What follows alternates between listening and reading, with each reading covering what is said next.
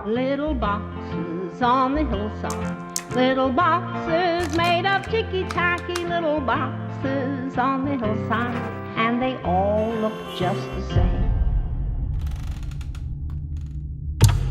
So after seeing this trailer, right, I thought it was going to be like the Saw films and Cabin in the Woods. And it kind of is, right? A little bit. Only that the people in this film, they didn't wake up in a room, you know, they just suddenly wake up and they're in this room, which is pretty deadly. Or like in Cabin in the Woods, didn't like just go to a cabin in the woods and just stumble into this by accident. The people in this film willingly go to the escape room after receiving an invite in the form of like this complex kind of Rubik's Cube. And once there, the games begin. Every room, right, just features like ways of dying, which I'm sure we've all thought about and what we've all dreaded at some point in our lives, which adds to the intensity of each scene, which overall makes it scary. And like most horrors, you don't really care about the characters too much in those films.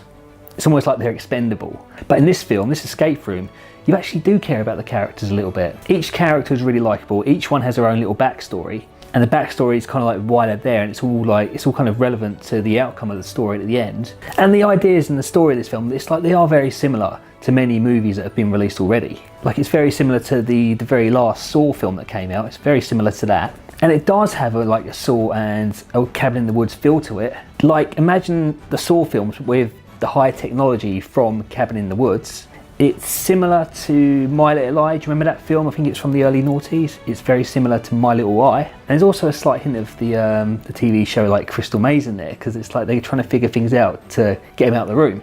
The audience in the cinema were quite young, except for an elderly couple that walked in. So this elderly couple, right, they walk in and they settle down, they take their coat off, they're there with their little packed lunches or whatever they got. The lights go down, the title comes up on the screen, Escape Room, and I saw just one of their coats going on.